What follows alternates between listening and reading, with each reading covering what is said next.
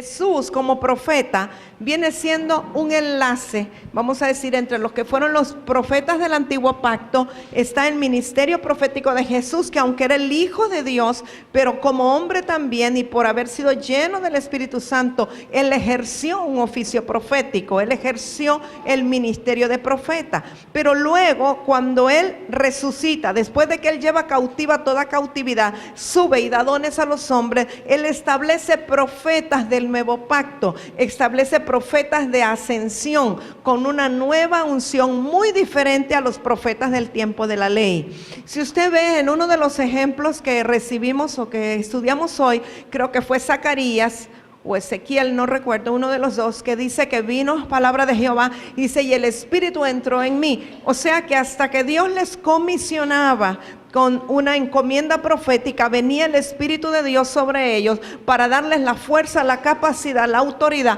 para cumplir esa comisión que les era dada. Pero en el tiempo del nuevo pacto y en Jesús mismo, porque él fue bautizado y ungido por el Espíritu Santo, entonces el ministerio profético es diferente. No es como el del antiguo pacto. En el nuevo pacto, como el Espíritu Santo está dentro de nosotros y en él están los 9 dones, los dones de revelación son activados, y los dones de revelación son parte de las herramientas del oficio del profeta. Dones de revelación son palabra de ciencia, palabra de sabiduría y discernimiento de espíritus. Esos 3 dones fluían en Jesús, en el ministerio de Jesús. Es bien evidente y lo vamos a estudiar este día. Entonces, quiero que se enfoquen muy bien en algo. Jesús como profeta es el modelo de los profetas contemporáneos. No es Juan el Bautista, no es Elías, no es Eliseo, no es Zacarías, no es Isaías, no es Jeremías. Ellos solo tenían parte de la naturaleza de un profeta, pero en el Señor Jesucristo, por el Espíritu Santo, están todas las manifestaciones proféticas. Entonces, si nosotros como profetas del nuevo pacto, alguien va a tener un modelo, el modelo debe ser Jesús y no uno de los profetas del antiguo pacto, porque no podemos compararnos con ellos, porque Jesús dijo que de los hijos del reino el más pequeño es mayor que cualquiera de los grandes del antiguo pacto. Entonces esto es muy importante, amados míos, porque de pronto cuando, en una escuela profética o alguien que se está iniciando en el ministerio o en el oficio profético, tiende a tener un modelo del antiguo pacto, y entonces lo que está haciendo es decreciendo la capacidad que Dios le ha dado o minimizando la capacidad que en el nuevo pacto por el Espíritu Santo tenemos nosotros. Y los oficios proféticos de este tiempo son en un mayor nivel de autoridad porque son de ascensión. O sea, cuando Cristo ya venció al pecado y a la muerte, descendió al Hades, predicó a los espíritus encarcelados, arrebató al enemigo el poder y las llaves, porque por eso en Apocalipsis dice, el que tiene las llaves del Hades y la muerte. Entonces es un nuevo nivel de autoridad con el cual él constituye a los profetas de hoy día. Y después, al final de este día, vamos a hablar de lo que es un profeta contemporáneo. Pero para eso vamos a entender primero el ministerio profético de Jesús, sin quitarle que él es el Cristo, el Hijo del Dios viviente. Pero su ministerio profético es él como hombre. Entonces, Deuteronomio 18, del 18 al 19, ya Dios había profetizado y prometido que enviaría a Jesús como profeta. Y dice: profeta les levantaré de en medio de sus hermanos como tú. Le está diciendo a Moisés. No perdamos de vista que Moisés es sombra y figura de Jesús, ¿verdad? Hay muchas cosas en las cuales se parecen. Moisés fue el hombre más manso de la tierra, pero por supuesto Jesús más manso todavía que Moisés. Moisés fue el libertador del pueblo, lo sacó de Egipto para llevarlo a la tierra prometida, y Jesús fue el libertador de toda la humanidad para sacarnos de esclavitud del mundo y llevarnos también a la tierra prometida. Entonces hay muchas cosas en las cuales Moisés es sombra y figura de Jesús. Entonces por eso Dios mismo dice: profeta les levantaré de en medio de tus hermanos como tú. Recuerde que Moisés fue el único profeta del antiguo pacto que vio al Señor cara a cara. Jesús ha visto al Padre cara a cara. Recuerde que decía el Señor: a todos les hablaré por visiones o diferentes maneras, pero a ti eres el único que te hablaré cara a cara.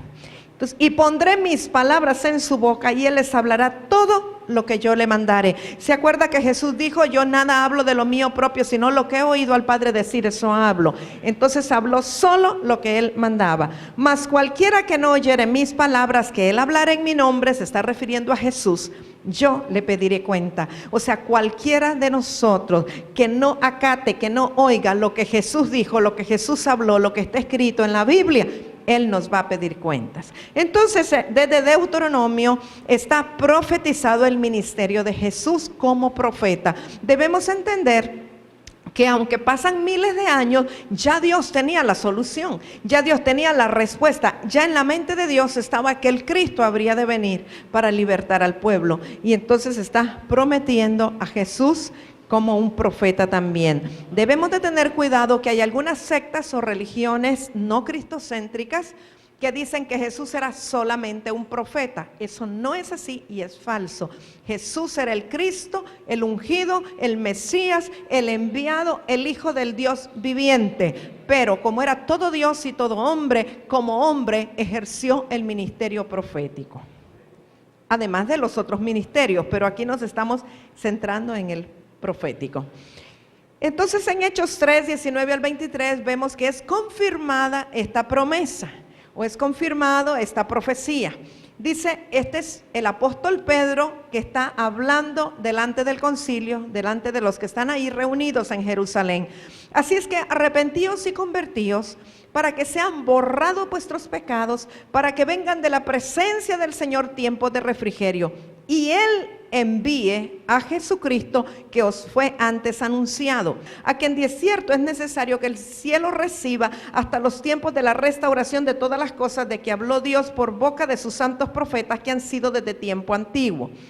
Recuerde que el Señor Jesucristo resucitó, está sentado a la derecha del Padre, envió al Consolador para preparar una iglesia blanca, pura, sin mancha y sin arruga, para que cuando sean restauradas todas las cosas en la tierra, Cristo venga de nuevo por segunda vez. Y Cristo no vendrá hasta que sean restauradas todas las cosas. Entonces, la función del Espíritu Santo en este tiempo es la restauración de todas las cosas para que el Cristo regrese, el que fue antes anunciado. Dice, de que habló Dios por boca de sus santos profetas que han sido desde tiempo antiguo, porque Moisés dijo a los padres, el Señor vuestro Dios os levantará profeta de entre vuestros hermanos como a mí. Está haciendo alusión a lo que acabamos de leer en Deuteronomio 18. A él oiréis en todas las cosas que os hable, y toda alma que no oiga a aquel profeta será desarraigada del pueblo. Entonces aquí está hablando Pedro, haciendo referencia a lo que Moisés dijo, pero está recalcando que la voz de Jesucristo es la voz profética de Dios en la tierra, y que aquel que no escuche, que no acate, que no obedezca la voz profética del Señor Jesucristo será desarraigado del pueblo. Entonces esto solamente es una confirmación de algo que ya había sido anunciado. Entonces veamos cuáles son las evidencias del ministerio profético de Jesús. En primer lugar, Jesús conocía muy bien las Escrituras y conocía lo que habían dicho los profetas del Antiguo Pacto. Recuerde, la razón por la cual nosotros ahora mencionamos, hace un rato hermano Oscar mencionó, todos los profetas del Antiguo Pacto, es porque cada uno de ellos declaró, profetizó, habló acerca de las cosas que habrían de venir. Y cuando se habla de que el fundamento de la iglesia está sobre apóstoles y profetas, realmente está hablando de lo que los apóstoles del nuevo pacto dijeron, o sea, los apóstoles del Cordero, los que anduvieron con Jesús, y lo que los profetas del antiguo pacto dijeron. En Jesucristo se condensan la ley y los profetas. La ley y los profetas se juntan y se consuma todo en la persona del Señor Jesucristo. Entonces, él conocía muy bien las Escrituras, él mismo era la palabra, y él conocía muy bien lo que los profetas habían dicho. Juan 7, 37 al 40 dice, en el último y gran día de la fiesta, Jesús se puso en pie y alzó la voz diciendo, esta fiesta, antes de continuar, esta fiesta, hermanos, era la fiesta de los tabernáculos. Y en la fiesta de los tabernáculos que se celebraba cada año, y lo siguen celebrando todavía en Israel, son 7 días de celebración. Y al séptimo día hay gran fiesta, gran algarabía, y entonces hay un hombre que va con un cántaro vacío y llega hasta el estanque de Siloé y va cantando lo que dice Isaías: sacaréis con gozo aguas de la fuente de la salvación. Y está hablando de algo profético, de sacar aguas de la salvación. Yeshua quiere decir Salvador, el que salva, salvación. Entonces Jesús sabe, y él mismo dice, que aquel que cree en él, como dice la Escritura, de su interior correrán ríos de agua viva. Está hablando de las aguas del Espíritu. Entonces dice que en ese día que están celebrando esa fiesta, en el último, en el séptimo día de esa fiesta, Jesús se pone en pie, alza gran voz diciendo: si alguno tiene sed, venga a mí y beba. El que cree en mí, como dice la Escritura, de su interior correrán ríos de agua viva. Esto dijo del Espíritu que habían de recibir los que creyesen en él, pues aún no había venido el Espíritu Santo, porque Jesús no había sido aún glorificado. Era necesario que él fuera glorificado para que viniera el Espíritu Santo. Entonces algunos de la multitud, oyendo estas palabras, decían: verdaderamente este es el profeta. El Señor Jesús lo que está diciendo en el último y gran día de la fiesta es: ya no tiene necesidad este hombre de hacer este ritual de ir con un cántaro vacío y recoger aguas del Siloé y estar declarando: sacaréis con gozo aguas de la fuente de la salvación. Porque aquí estoy yo. Porque aquí estoy yo, que soy la salvación. Yo soy Yeshua, el Mesías, el prometido. Vengan a mí, si alguno tiene sed, venga a mí y beba. Porque el que bebe de mí no tendrá sed jamás, como le dijo a la samaritana. En otras palabras, ya ustedes no van a regresar con el cántaro vacío. Ya ustedes no necesitan venir al estanque de Siloé, porque yo soy la fuente de las aguas. Y el que cree en mí, de su interior correrán ríos de agua viva. Pero cuando los judíos le escuchan decir esto, y los que estaban con él, ellos dicen: realmente este conoce las Escrituras, este sabe lo que profetizó Isaías, este está haciendo alusión a algo que era una verdad profética, y él sabe quién es dentro del contexto de las Escrituras y de lo profetizado por los padres. Entonces dicen, lo reconocen y dicen: verdaderamente este es el profeta. Número 2, otra característica de Jesús en su ministerio profético. Si ustedes, de los que subraya, puede ir subrayando todos esos títulos para que les sea más fácil ver todas las características o las evidencias de un verdadero profeta de Dios. Jesús no hablaba de los suyos, sino de parte de Dios. Juan 7, 16 al 17, Jesús le respondió y dijo: mi doctrina no es mía, sino de aquel que me envió. El que quiera hacer la voluntad de Dios, conocerá si la doctrina es de Dios o si yo hablo por mi propia cuenta. Es necesario, amados, que nosotros podamos saber discernir, entender cuando alguien habla lo que Dios le ha dado a hablar y cuando alguien habla de su propia cuenta. Porque hay quienes pueden querer establecer su propia doctrina o su propia manera de ver las cosas. Pero nosotros también necesitamos entender y discernir cuando alguien habla lo que le es dado de Dios hablar.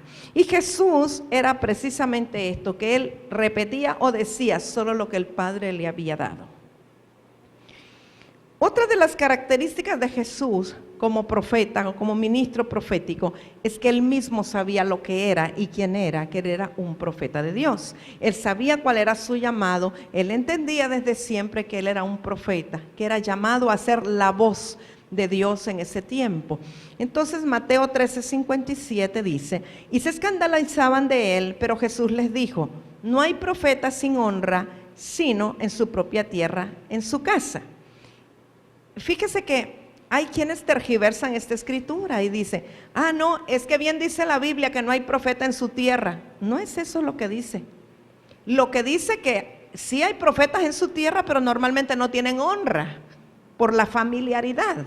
¿Qué es lo que decía? Y no es este el hijo del carpintero, y no es este aquel de Nazaret. O sea, no es que no reconocieran, sí lo sabían, pero no lo honraban porque veían que era hijo de un carpintero, veían que no tenía una cuna muy sobresaliente, pero eso no quiere decir que no haya profeta en la tierra. Lo que quiere decir es que no honran en su propia tierra a los profetas. Entonces debemos de tener cuidado con no tergiversar ese verso, que lo que Jesús mismo se está refiriendo así. Él se refiere a sí mismo y dice que él es un profeta, pero que él ya sabe, ¿verdad?, que en su propia tierra no lo van a honrar. Porque acuérdese que decía, Jerusalén, Jerusalén, tú que matas a los profetas. O sea, apedreaban a los profetas, no reconocían a los profetas, pero no quiere decir que él no fuera profeta por eso, sino que no lo honraban.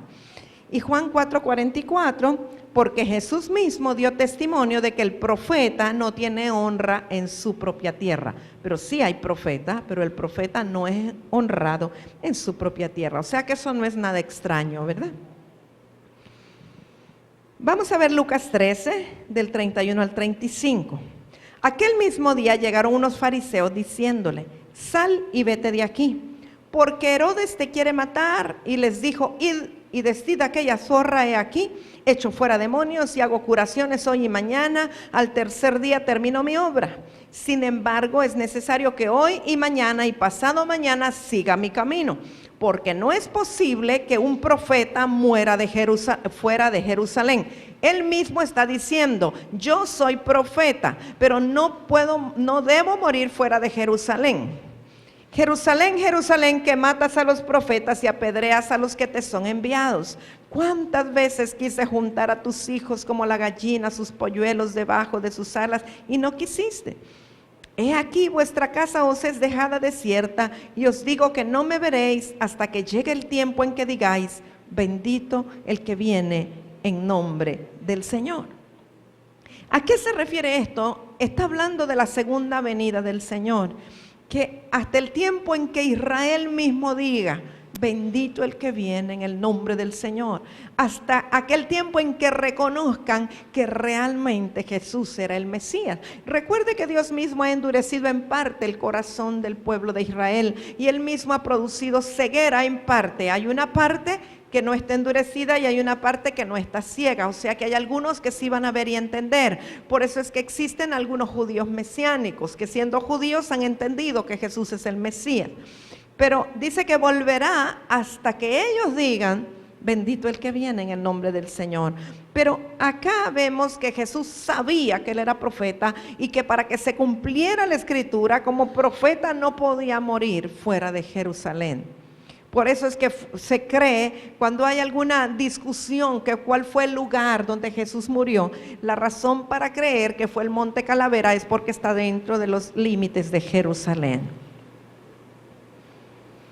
Otra de las características de Jesús como profeta o su ministerio profético es que todo lo que él profetizó se cumplió. Juan 2:19 solo es un ejemplo que dice, respondió Jesús y les dijo, destruid este templo y en 3 días lo levantaré.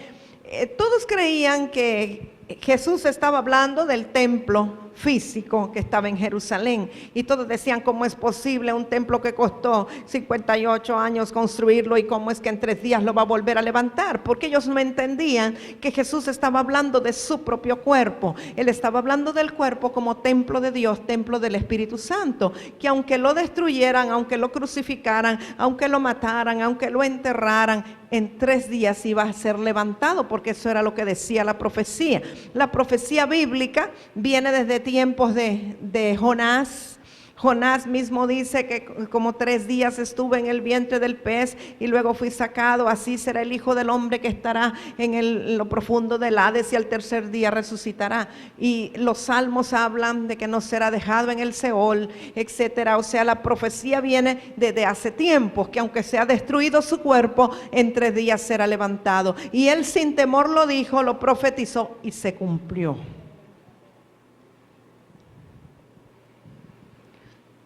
Otra de las características del ministerio profético de Jesús es que él conocía los pensamientos y el corazón de los hombres. Ahora, ¿cómo conocía el pensamiento y el corazón de los hombres? Pues a través de un don del Espíritu Santo que se llama palabra de ciencia. A través de la palabra de ciencia, aunque la gente estuviera diciendo una cosa, él sabía que estaban pensando otra cosa. ¿Usted recuerda cuando llevan a la mujer adúltera, la mujer que fue encontrada en el acto mismo del adulterio? Jesús está allí sentado y está frente a la tierra y vienen estos que la están persiguiendo. La mujer llega corriendo porque todos la están acusando, la encontraron en el acto de adulterio y están apedreándola y los discípulos estaban como por ejecutar la ley, ¿verdad? De que una mujer que era encontrada en adulterio era apedreada hasta darle muerte. Pero Jesús, él está impávido, está escribiendo en la tierra y lo único que le dice es: mujer, ¿quiénes te acusan? Y ya todos como que se echan para atrás, ¿verdad? Y cuando Jesús dice: el que esté libre de pecado, lance sobre ella la primera piedra, ¿sabe lo que es? Realmente Jesús está leyendo la mente y el corazón de estos hombres y se da cuenta que todos la han codiciado y más de alguno ha tenido que ver con ella. O sea que ninguno de ellos estaba libre de pecado y sin embargo le estaban acusando porque la encontraron con otro. Y Jesús lo que hace es que los confronta con su mismo pecado. Si alguno está libre de pecado, tire contra ella la primera piedra. No está hablando de otro pecado, realmente está hablando del mismo pecado que ella está cometiendo. Y hay varias ocasiones en las cuales en la Biblia dice que Jesús leyó el corazón o el pensamiento de ellos, y eso es por palabra de ciencia.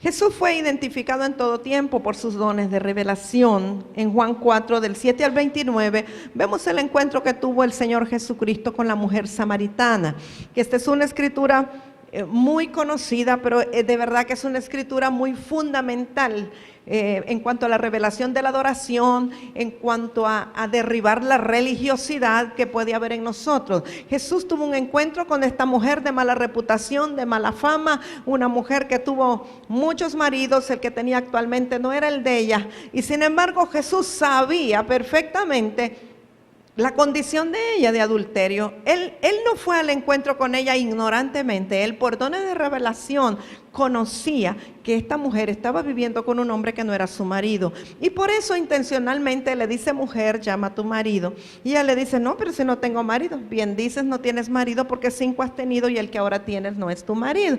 Y empieza a revelarle su vida, y esta mujer inmediatamente reconoce los dones de revelación en él, aunque ella era samaritana. Ella no era judía, pero como que discernía mejor que los mismos discípulos los dones de revelación que habían en el Señor.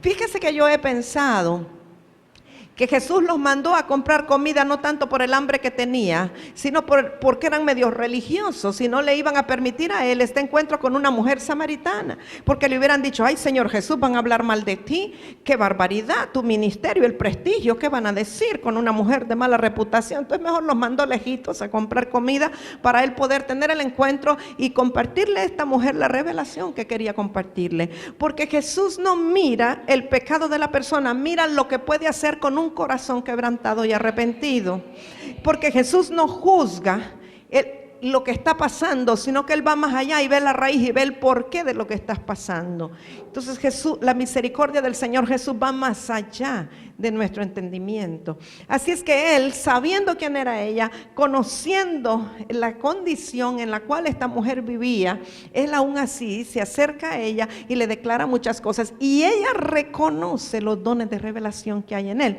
Imagínese una samaritana diciéndole: Señor, me parece que tú eres profeta. O sea, me parece, conocía mejor que los judíos que él era un profeta. Y después viene lo que ya ustedes saben, y ella conocía las cosas y empieza a decirle: nuestros padres adoraron en este monte, ustedes adoran. O sea, le está hablando de la adoración, una mujer pecadora, una mujer adúltera, y sin embargo le interesa el tema de la adoración. Ninguno de los otros fariseos le había preguntado sobre la adoración, y le dice: bueno, dime dónde hemos de adorar. En ella había un deseo de adorar a Dios, había un anhelo, ¿verdad?, de adorar al Dios Todopoderoso, aunque era samaritana, pero ella reconoce los dones de revelación en el Señor Jesucristo. Así es que un profeta que fluye con dones de revelación es identificado por esos dones también, que son parte o una herramienta importante del oficio del profeta. La palabra de un profeta tiene poder y tiene autoridad, y por eso debemos de tener mucho cuidado. Los que saben que tienen, bueno, todo creyente tiene autoridad en la palabra, pero cuando hay una unción profética, todavía hay un mayor nivel de autoridad. Y debemos de tener cuidado en lo que decimos, porque a veces hablamos cosas como sin pensar y lanzamos juicios, para bien o para mal. Y yo siempre recuerdo una ocasión en algo muy sencillo como Dios me dio esta enseñanza hace muchos años, y tal vez hermana Mirlen se acuerda, fue algo muy elemental, pero ahí yo entendí la autoridad que tenemos en nuestra boca. Recuerdo que acababan de cantar y entonces no teníamos en ese tiempo de los stands para poner la guitarra, y recostaron la guitarra sobre la pared. Y yo recuerdo que solo dije y señalé la guitarra y dije, esa guitarra se va a quebrar, se va a caer y se va a quebrar. Yo dije mal, no debía haber dicho así, pero inmediatamente la guitarra se cayó y se quebró. Y allí yo entendí, pagué cara la enseñanza porque era otra guitarra, ¿verdad?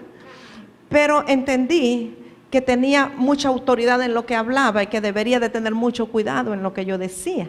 Entonces, podría haber usado esa palabra para otra cosa y decir, esa guitarra está guardada, no le va a pasar nada, y decirle a alguien, por favor, pónganle algo, o qué sé yo. Pero a veces, aún con nuestros hijos, decimos cosas, y mis hijos me corrigen, porque a veces les decía, hija, bájese de allí que se va a matar. A veces les decimos a nuestros hijos así, ¿verdad? Los vemos subidos allá en una escalera, en un lugar alto. Se va a caer de allí, muchacho.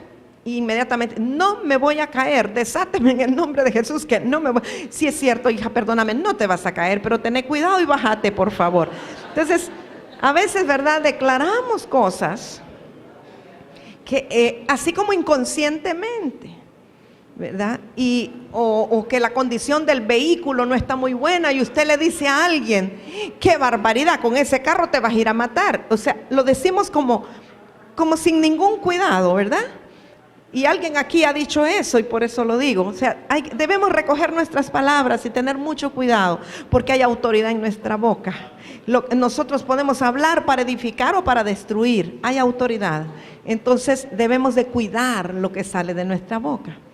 Entonces fíjese que Jesús tenía poder en la palabra que le expresaba. Y Mateo 8:3 dice, Jesús extendió la mano y le tocó diciendo, quiero ser limpio.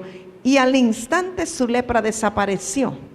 Entonces, lo único que dijo fue, sé limpio.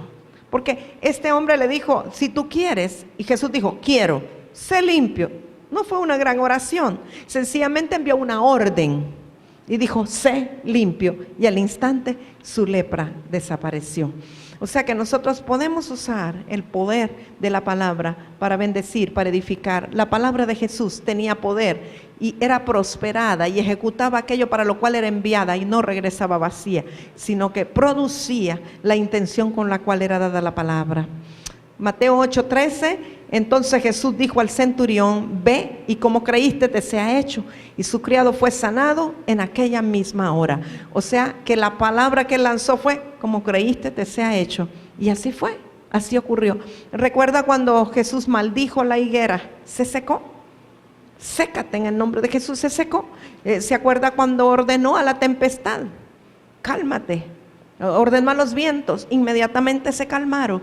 Entonces, una de las características del ministerio profético de Jesús es que su palabra tenía poder y tenía autoridad, no era cualquier palabra. Y recuerdan que los fariseos decían, este habla como quien tiene autoridad. No decían tiene autoridad, sino que habla como alguien que tiene autoridad, pero en realidad tenía autoridad. Usted puede reconocer la autoridad de un profeta en el timbre de su voz.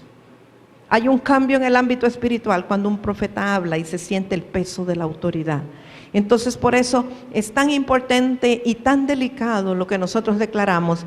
Si un profeta llega a un lugar y el ambiente espiritual está cargado, yo creo que lo menos y lo último que debe de decir el profeta es, aquí está cargado el ambiente, aquí hay mucha tiniebla. Lo que debería de decir es, yo declaro la luz por encima de la tiniebla, yo proclamo que la luz se echa, y como hay autoridad en lo que declara el profeta, entonces cambia el ambiente espiritual. Otra de las características del ministerio profético de Jesús es que él sabía discernir los tiempos, no solo los tiempos de las cosas que estaban ocurriendo, sino que él sabía discernir el tiempo para él. Uno de los problemas quizá hoy día en nosotros es que no conocemos el tiempo que estamos viviendo. Entendemos que el Señor vive en eternidad, pero dentro de esa eternidad Dios nos tomó y nos metió en un lapso de tiempo dentro de la eternidad. Y dentro de ese tiempo hay un tiempo para cada cosa debajo del sol, como lo dijo Salomón en Eclesiastés. Y entonces muchas veces por no discernir los tiempos, no conocer los tiempos, hay gente que se lanza antes de tiempo y hay otros que se les pasa el tiempo. Entonces necesitamos discernir cuál es el tiempo de estar sentados, cuál es el tiempo de proceso, cuál es el tiempo de aprender, cuál es el tiempo de ir, cuál es el tiempo de actuar, cuál es el tiempo que Dios tiene para cada cosa. A veces nosotros queremos que con 3 años de formación tener un ministerio de 30 años, pero Jesús fue al revés, 30 años de formación y un ministerio de 3 años, pero que la unción fue muy efectiva, porque Él hizo exactamente lo que el Padre le dijo que hiciera. 30 años de proceso de entrenamiento, de aprender a obedecer y de ser experimentado en quebrantos. Entonces 3 años fueron suficientes para establecer la iglesia más grande de toda la tierra y para hacer la voluntad del Padre. O sea, no necesitamos tanto tiempo, lo que necesitamos es hacer exactamente lo que Dios dice que hagamos y discernir los tiempos en los cuales estamos viviendo. Entonces Jesús dijo: mi tiempo aún no ha llegado, mas vuestro tiempo siempre está presto. Él sabía cuándo llegaba su tiempo para que se reconociera que Él era el Mesías, porque entonces Él sabía cuánto tiempo después sería la crucifixión y cuánto tiempo después sería la resurrección. Él sabía el tiempo que Él estaba viviendo. Y aún María, su madre, habiéndolo criado y habiendo estado tan cerca de Él, ella no sabía el tiempo, porque lo presionó a que hiciera un milagro en las bodas de Caná, y Él le decía: mujer, ¿qué tienes conmigo? No ha llegado mi hora. Él sabía cuál era su hora. Entonces es muy importante que un profeta sabe discernir los tiempos: tiempo de callar y tiempo de hablar, tiempo de reposar y tiempo de actuar, tiempo de viajar y tiempo de estar en casa. Un profeta sabe discernir los tiempos. Jesús tenía como profeta autoridad sobre la naturaleza. ¿Cuántos saben aquí que todo lo natural está sometido a lo espiritual? Todo lo natural tiene un gobierno espiritual. Todo es originado, ¿verdad?, por el Espíritu.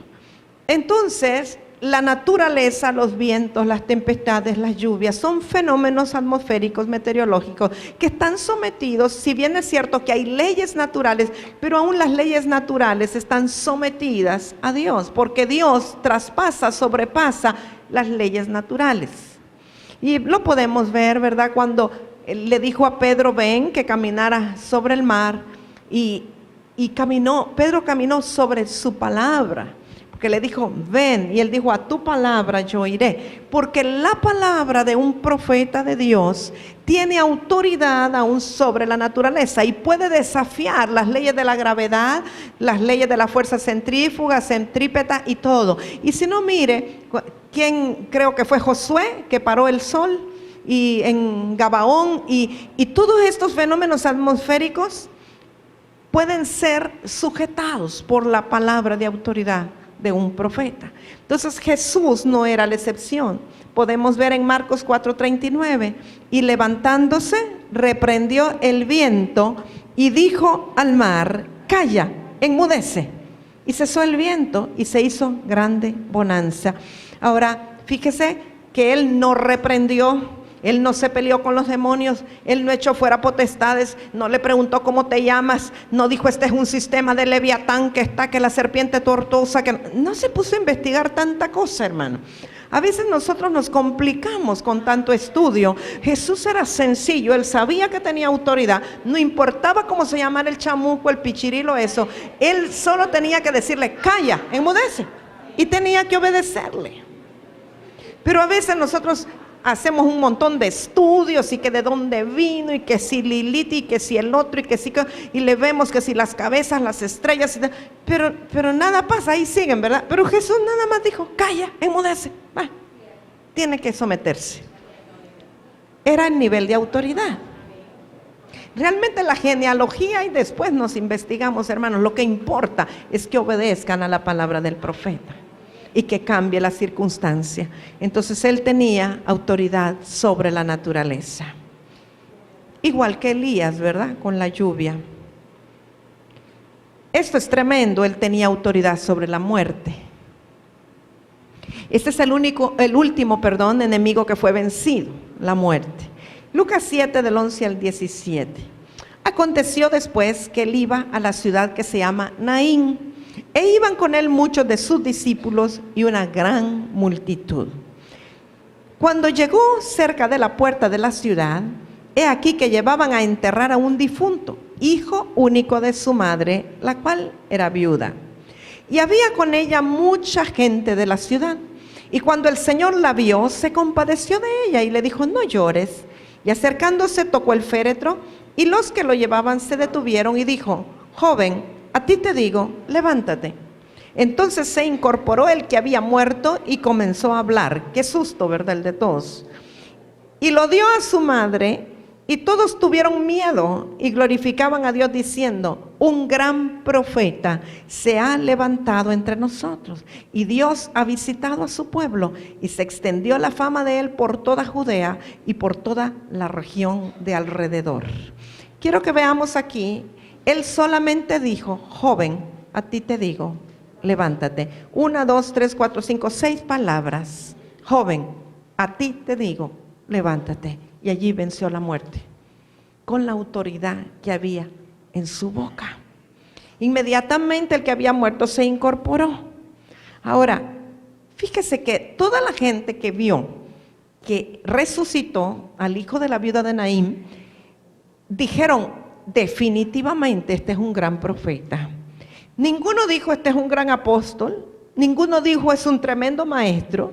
No dijeron: es un gran pastor ni un gran evangelista. Dijeron: este es un gran profeta. O sea, ellos sabían identificar a los profetas, porque tenían un parámetro o una relación con los profetas que ellos habían conocido del antiguo pacto, de los cuales habían leído, los cuales hacían milagros también. Si usted recuerda, Elías y luego Eliseo, que resucitaron al hijo de la mujer. Entonces ellos tenían esa referencia de que en un profeta se manifestaba el poder de la resurrección o la autoridad sobre la muerte. Por eso lo identificaron a él entonces como un gran profeta. Y me llama la atención que la fama que se difundió de Jesús era por ser profeta. O sea que eso era lo que lo iba a llevar a él a la cruz, el ser profeta. Entonces Jesús tenía autoridad sobre la muerte. Jesús tenía autoridad para hacer milagros. Y esa es otra característica de los profetas. De hecho, Elías hizo, creo que fueron 8 milagros, y Eliseo hizo el doble de los milagros que hizo Elías. Juan 6, del 13 al 15. Recogieron pues y llenaron 12 cestas de pedazos que de los 5 panes de cebada sobraron a los que habían comido. Aquellos hombres entonces, viendo la señal que Jesús había hecho, dijeron: este verdaderamente es el profeta que había de venir al mundo. Pero entendiendo Jesús que iban a venir para apoderarse de él y hacerle rey, volvió a retirarse al monte él solo.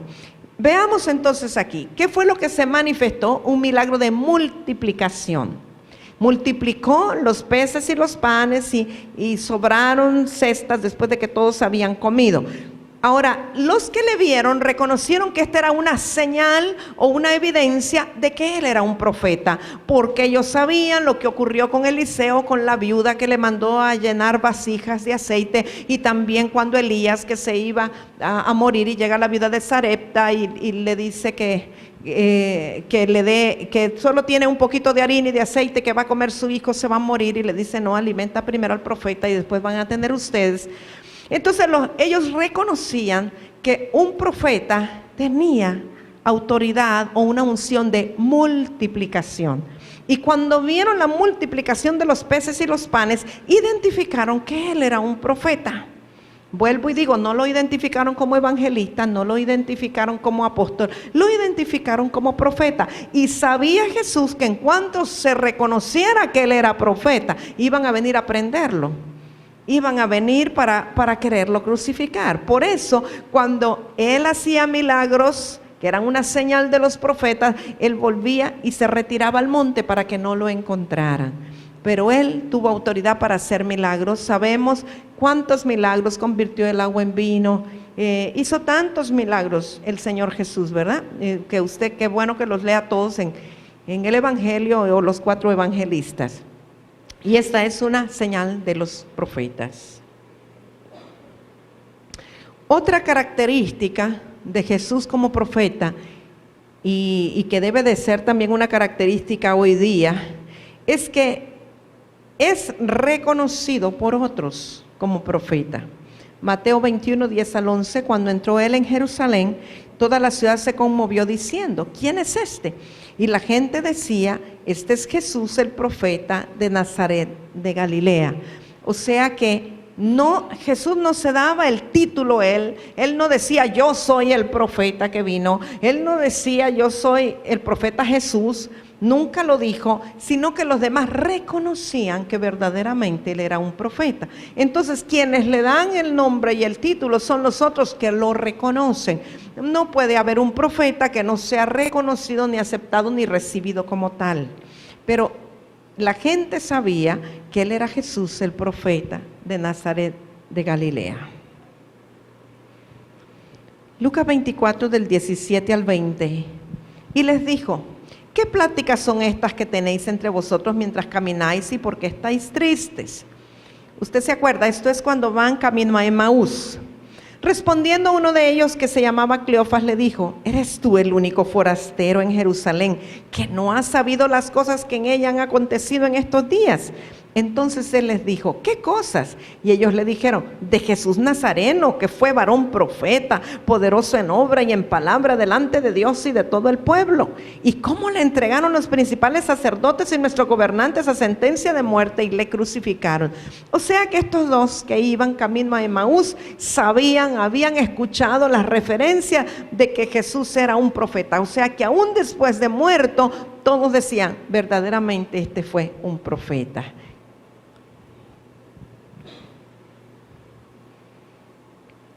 Una de las marcas o características de un profeta y que estuvo en Jesús es que el espíritu de Elías está sobre él. Se profetizó que el espíritu de Elías vendría antes del día de Jehová grande y terrible. Eso lo puede encontrar usted en Malaquías, en el último capítulo, en los versos 4 y 5.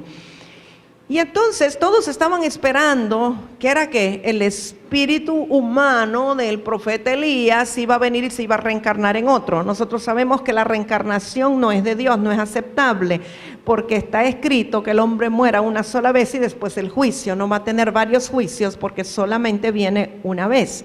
Pero cuando hablaban del espíritu de Elías, el profeta Malaquías realmente estaba profetizando acerca del espíritu profético que vendría, como se manifestó en Elías, vendría para manifestarse en un profeta posterior del tiempo de Jesús. Y realmente estaba profetizando sobre Juan el Bautista, porque el mismo Jesús dice, este es el Elías que habría de venir, pero ustedes no le quisieron recibir. Ahora, el espíritu de Elías vino sobre Juan el Bautista, que era el espíritu profético y la autoridad que reposó sobre el profeta Elías, en el sentido de que al igual que Elías tenía una característica que hizo volver con su predicación el corazón de los hijos a los padres.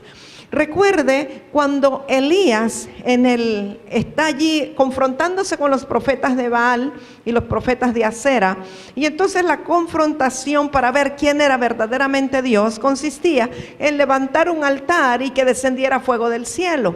Y dice que cuando, Elías arregló el altar, no vamos a enseñar mucho sobre eso hoy, pero él arregló las piedras, las 12 piedras del altar y puso inclusive agua en la zanja y para que descendiera fuego del cielo. Realmente Elías lo que estaba era declarando que Jehová era Dios y clamando que Jehová le respondiera, y Jehová respondió con fuego.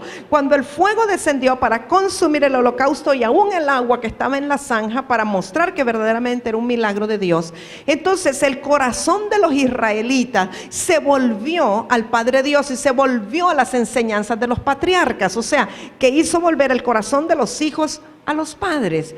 Y dijeron realmente Jehová es Dios y dejaron de seguir a los profetas de Baal y a las falsas doctrinas y dijeron vamos a seguir a Jehová porque verdaderamente Él es Dios. Entonces el espíritu de Elías es una unción particular que reposa sobre los profetas para que con sus declaraciones o sus actos proféticos ocurra algo trascendental, de manera que la gente es impactada para dejar los falsos dioses, para dejar su vida de ir en pos de otras cosas y decir definitivamente Jehová es Dios.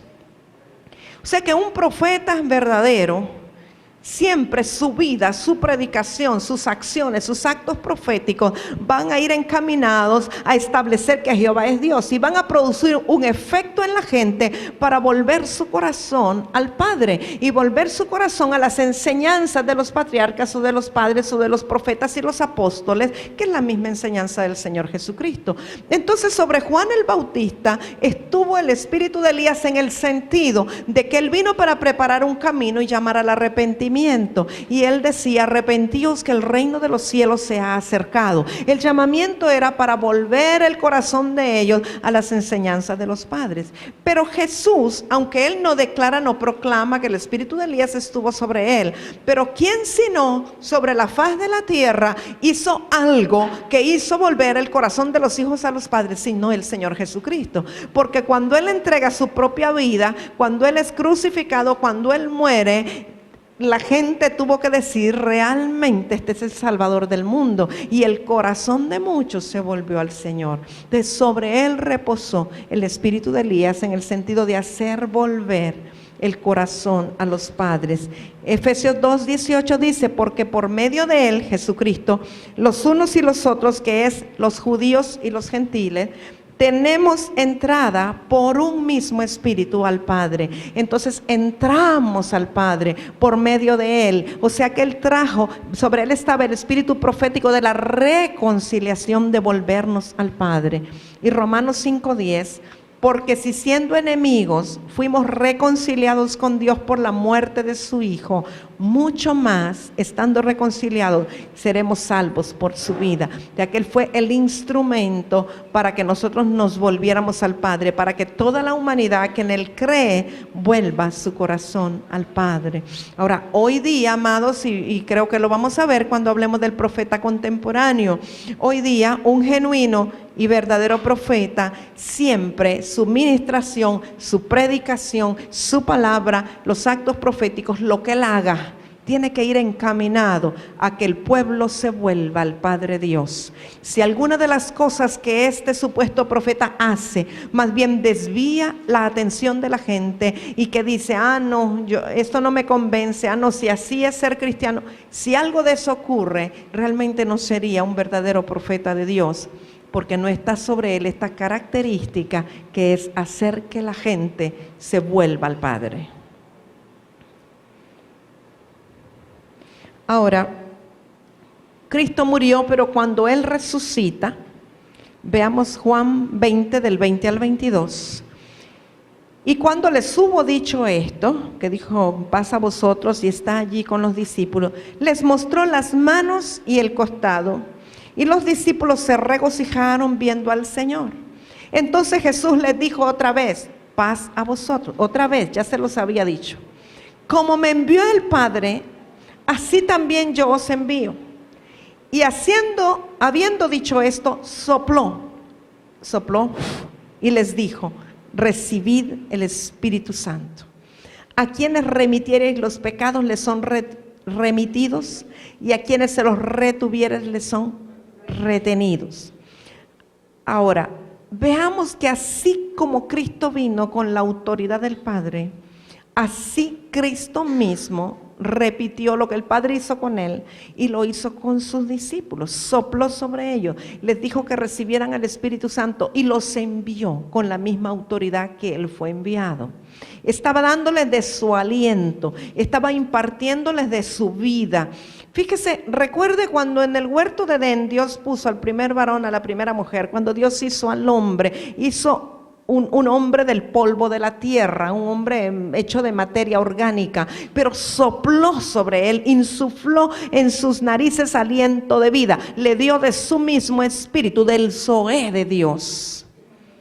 Cuando aquel niño, ¿verdad?, vino el profeta Eliseo y no resucitaba, dice que se puso sobre él y le dio, como quien dice, respiración de boca a boca, y le puso de su vida, de su espíritu. El aliento de Cristo salió de su boca y sopló, dijo: recibid al Espíritu Santo. Es una impartición. Mire, es tremendo lo que significa el soplo de Dios. Cuando Jesús dijo: mis palabras son espíritu y son vida, realmente el original dice: mis palabras son mi espíritu y son mi vida. Cuando nosotros recibimos su palabra revelada, su palabra rema, nosotros estamos recibiendo espíritu y vida. Estamos recibiendo una impartición de su naturaleza, de lo que Él es. Entonces, así como Él fue enviado con esa misma autoridad y ese mismo poder creativo, nosotros hemos sido enviados.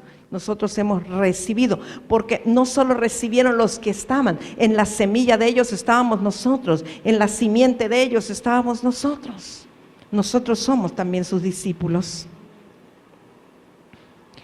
Y sabemos acerca de los ministerios que Él constituyó.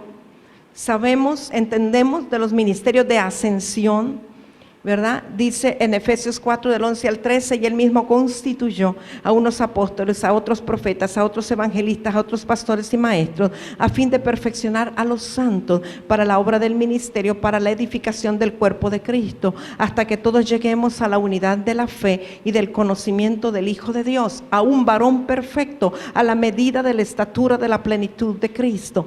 Él constituyó ministerios de oficio, y entre ellos ministerios proféticos. Ahora, ¿cuál es el propósito de Dios y cuál es el objetivo de Dios al constituir a estos ministros en la medida o en la capacidad del poder que Él tenía ya después de resucitar?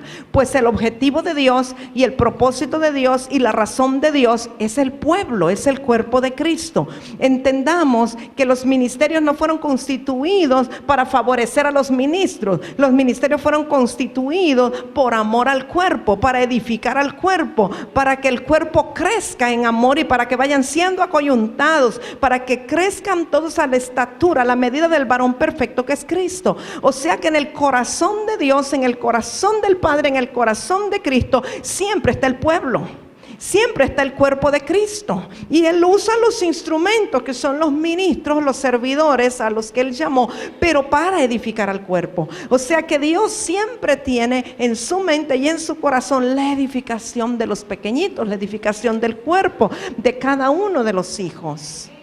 Entonces ese es el propósito por el cual Dios constituyó, o Cristo constituyó o estableció, delegó autoridad sobre profetas.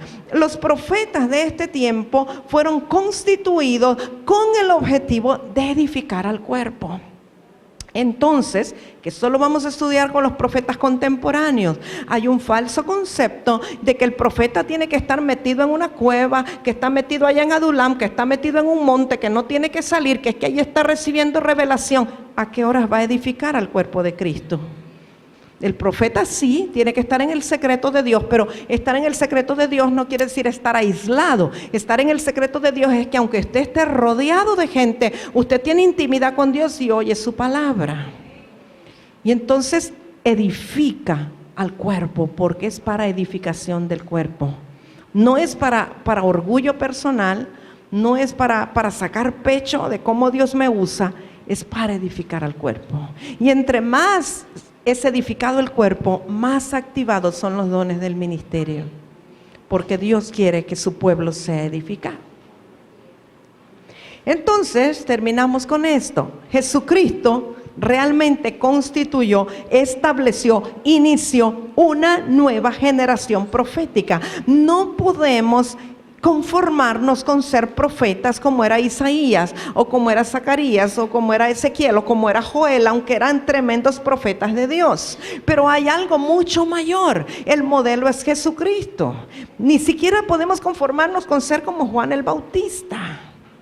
sino que hay una nueva generación profética con unas características que acabamos de ver y acabamos de estudiar. Él nos abre una dimensión diferente. Amados míos, la resurrección de Cristo marca un antes y un después. Entonces no podemos conformarnos con lo de antes, porque una vez que Cristo resucita, una vez que ocurre Pentecostés, después de Hechos 2:4, todo cambia.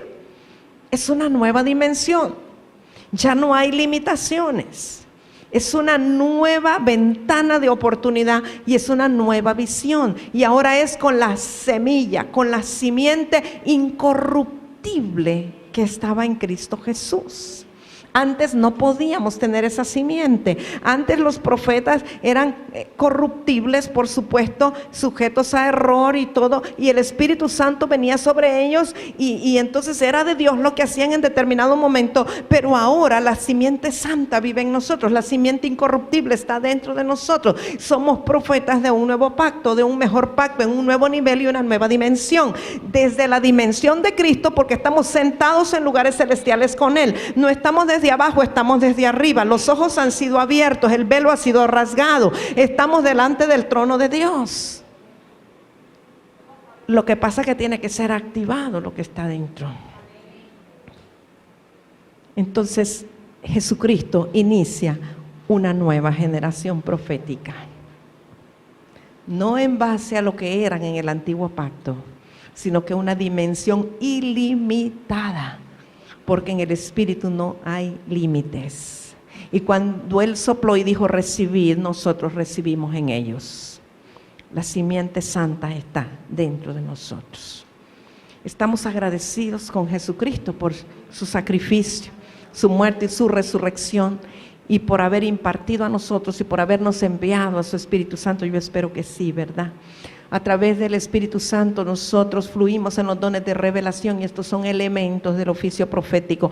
Y aunque no todos son llamados a ser profetas de oficio, pero toda la iglesia ha sido llamada a ser una iglesia profética en el sentido de que tenga activados los sentidos espirituales y los dones de revelación, porque ahora tenemos una conexión directa con el trono de Dios. Nuestros ojos están abiertos para ver del trono lo que Dios dice y para oír lo que Dios habla y ver lo que Dios muestra, porque ahora estamos en un nuevo tiempo, en una nueva dispensación, es una nueva generación, es un nuevo pacto sellado con su sangre. No estamos en el tiempo de la ley, estamos viviendo en la gracia del Señor Jesucristo. Amén. No los veo tan convencidos ni los veo tan felices. Yo que usted estuviera pero colgándome ahí de la lámpara, mire, bien emocionados, porque ese es un tiempo mejor, superior. Bendito Dios que nos hizo vivir en este tiempo, en esta época, ¿verdad? Démosle gracias entonces. ¿Qué tal si le decimos gracias, amado? Gracias porque nos hiciste vivir en esta época, en este tiempo, porque has levantado una iglesia profética en esencia, porque has levantado una iglesia que proclama tu palabra, que declara, que decreta, una iglesia con autoridad. Declaramos que el manto profético está sobre nosotros, porque tú, Señor Jesucristo, tú, Señor, lo pusiste, lo estableciste, lo enviaste. Somos tu iglesia, una iglesia que marcha, una iglesia que avanza, una iglesia profética en esencia, una iglesia que cree en los milagros, que opera milagros, una iglesia que tiene poder y autoridad en su boca, que declara, que decreta, una iglesia, Señor, que es reconocida por la autoridad. Oh, gracias, Dios, te honramos, te bendecimos, declaramos que el espíritu de Elías está sobre la iglesia, que nuestras palabras, nuestros actos, nuestra predicación hace que haya reconciliación entre padres e hijos, hijos y padres, y que el corazón de los hijos se vuelva a los padres. Gracias, Señor, por todo lo que nos has dado, lo que nos has delegado. Gracias, Señor, porque tenemos autoridad contra la muerte. Gracias porque la vida eterna está en nosotros y el poder de la resurrección también. Oh, muchas gracias, amado, en el nombre precioso y poderosísimo de Jesús. Amén.